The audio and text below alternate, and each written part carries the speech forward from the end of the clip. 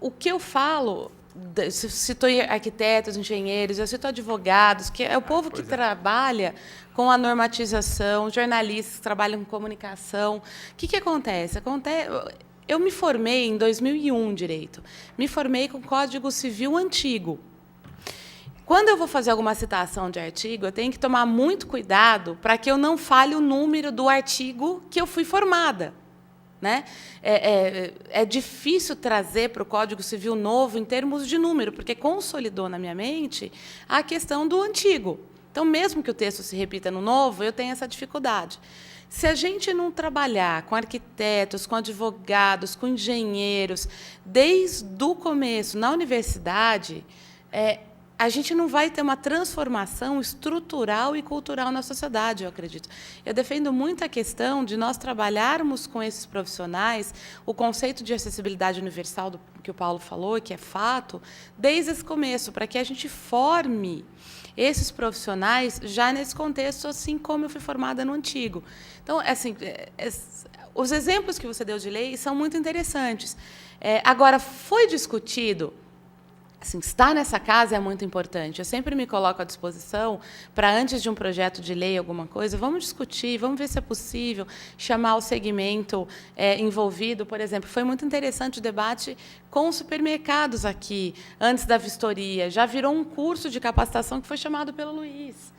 Né? Então, assim, é muito interessante porque você acaba movimentando a sociedade no mesmo sentido. Então, será que não...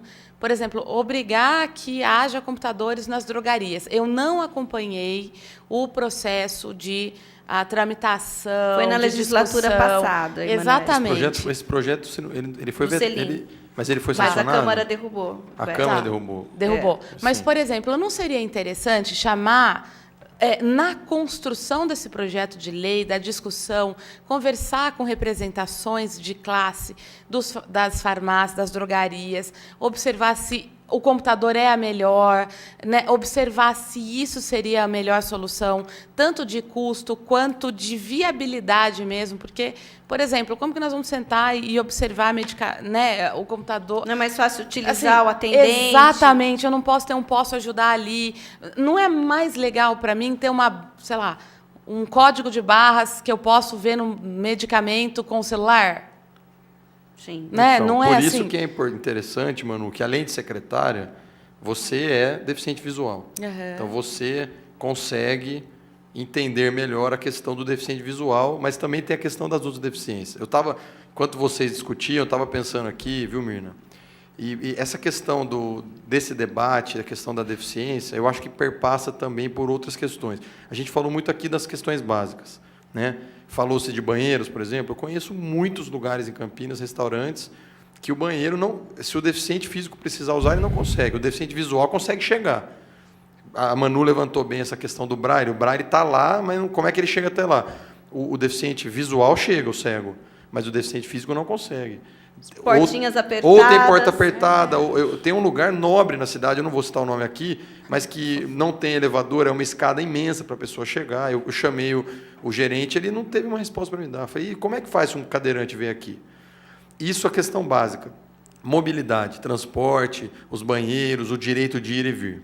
Mas tem uma questão mais importante, a Manu mencionou agora, que é a questão dos outros direitos, do acesso à cultura. Como bem lembrou o vereador Paulo Búfalo, questão do intérprete, se tem o surdo-mudo, tem que ter libras. Né, Manu? E o cego, o braille.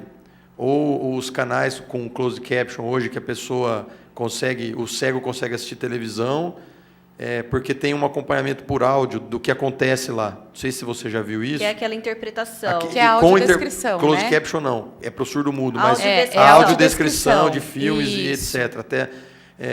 Tem a questão da cultura, o acesso à saúde. Hoje nós discutimos a questão do deficiente ter o acesso à educação normal, assim como os outros.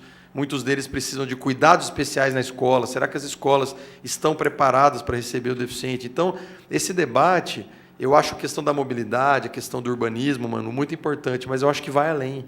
Sim, né? Com certeza. Vai além na inclusão de além. como o deficiente quer ser visto na sociedade, de assim ouvi-los, Manu, como você disse, para que a gente tem atitudes aqui de acordo com aquilo que vai ser benéfico para eles. E isso que nós fizemos no supermercado, nós fizemos esse debate aqui, a Manu esteve presente, a APAS, eu convidei o presidente da APAS, ele enviou o seu diretor jurídico, que é o Roberto Borges, e já tivemos resultado. Nós saímos aqui com uma ata, eu protocolei projetos, tinha um vereador presente aqui, o vereador Pastor Elias, protocolou também um projeto de lei referente às filas nos supermercados, e a APAS já criou um curso de capacitação, porque nós levantamos ali a questão do direito do consumidor, de um deficiente visual não ter condição de saber o prazo de validade do produto, saber onde estão as ofertas, qual o melhor preço, localização dos produtos na gôndola. Isso é um grão de areia, mas a gente saiu com o resultado, o curso já existe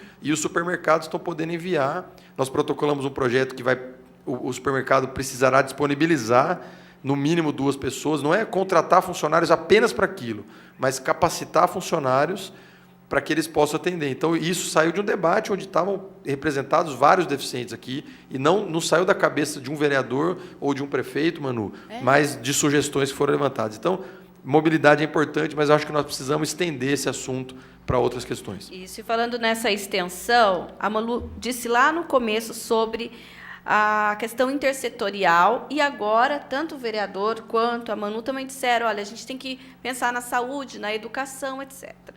Como, Manu, você tem lidado com essa questão em relação às outras secretarias, por exemplo, na questão do transporte, da acessibilidade no transporte? Você não pode, como secretária da pessoa com deficiência, falar, não, a partir de agora eu quero... Você tem que ir lá conversar com o secretário de transportes.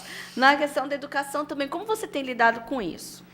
Nós tivemos aí a primeira reunião intersetorial do que nós vamos chamar, talvez, de grupo condutor, enfim, o nome não importa, mas nós somos em 11 secretarias que os secretários, nós nos reunimos pelo menos uma vez cada mês para poder discutir a política da pessoa com deficiência em Campinas. Porque é verdade, é uma intersetorialidade, foi uma escolha. Nós vamos entrar aí já na questão de orçamento mais tarde aqui. Foi uma escolha a gente não criar uma secretaria fim, né? Não pode, por exemplo, seria inconstitucional, né, Paulo? Criar uma secretaria fim em que as pessoas com deficiência fossem ali tratadas e ali setorizadas. Então, a intersetorialidade, ela nasce da própria concepção da secretaria, né? Então, a pessoa com deficiência, ela é pessoa, e por ser pessoa, ela vai ser atendida nos vários locais em que ela tem do poder público para tanto.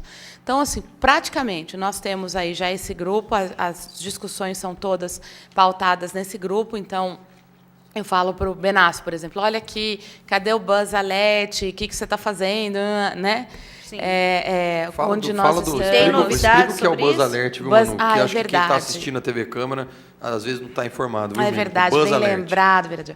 Buzz Alert é um programa que a gente vai baixar no celular e que tanto pessoas cegas, quanto pessoas com baixa visão, quanto pessoas com mobilidade reduzida, idosos e quaisquer outros vão poder ter acesso à linha do ônibus, a quanto tempo ele vai chegar no ponto, e quando esse ônibus chegar no ponto, o celular vai avisar para as pessoas que têm esse programa que o ônibus chegou, e vai avisar para o motorista do ônibus que tem uma pessoa com deficiência, uma pessoa idosa, nesse ponto de ônibus, aguardando essa linha. Então, tanto o motorista vai saber, quanto a pessoa com deficiência visual e quaisquer outros que tiverem esse aplicativo no celular vão saber que o ônibus chegou. Por que eu friso no quaisquer outros? Porque esse é um grande exemplo de que uma cidade acessível e inclusiva, ela é uma cidade boa para todos. Porque vai diminuir a violência no ponto de ônibus, né, a questão dos assaltos, você vai poder ficar menos tempo no ponto de ônibus, vai diminuir a questão dos desvios de linha, né, então, alguns eventuais desvios que aconteçam não vão poder acontecer, porque o motorista vai ter que passar naquele ponto X ou Y, efetivamente, vai aumentar o controle por parte do poder público e das próprias concessionárias de transportes dessas linhas, vai aumentar exatamente esse tempo de convívio com as outras pessoas, porque você passa menos tempo num ponto de ônibus ali, aguardando, esperando, você vai poder se planejar melhor, ficar mais com os amigos, ficar mais no trabalho, terminar aquele trabalho que você tem para fazer, se planejar para chegar na escola à noite. Então, numa busca de garantir a autonomia à pessoa com deficiência visual, você consegue melhorar a qualidade de vida de toda uma cidade.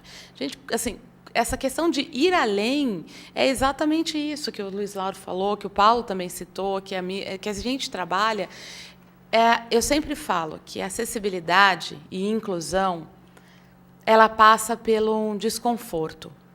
Quando nós nos sentirmos desconfortáveis, porque nós estamos subindo uma escada que uma cadeira de roda, ou uma mãe com carrinho de bebê, ou nossa avó não pode subir, aí nós vamos estar falando de uma sociedade verdadeiramente inclusiva, né?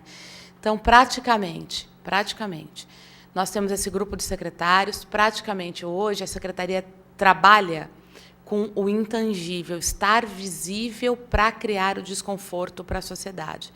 Então, assim, um desconforto positivo para a gente que assiste. Então, você está assistindo pela net, né, pela TV Câmara, tem tarjas que aparecem no teu televisor. Por que eu não posso ter acesso a essas tarjas? Né? Por que uma pessoa com deficiência visual, auditiva, não pode ter acesso a esse programa através de um avatar de Libras que vai criar toda a imagem do que nós estamos falando aqui para eles, né? Quando essa pergunta estiver na minha cabeça, na sua cabeça, quando estivermos assistindo um programa como esse, nós estaremos falando de Campinas inclusiva e de Campinas acessível, né? Então, trabalhando com o intangível, a gente tem feito projetos na área de educação. Então, nós estamos aí lançando em breve a licitação do transporte adaptado, para começar o próximo ano letivo com transporte adaptado já. Escolar. Sim. Nós estamos lançando a licitação. Hoje, desculpa, Manu. Hoje a cidade ainda não tem transporte escolar. Não é um absurdo. Para as escolas municipais não tem. Temos um pouquinho para as escolas estaduais, mas muito incipiente ainda. Tá? Muito incipiente. E aí tem uma questão muito séria. A gente onera os pais da pessoa com deficiência 2 vezes. Porque quem leva as crianças para a escola são os pais. Só que, gente, infelizmente, no Brasil, a gente tem que ser claro, né, Paulo? Não, Deficiência e pobreza e déficit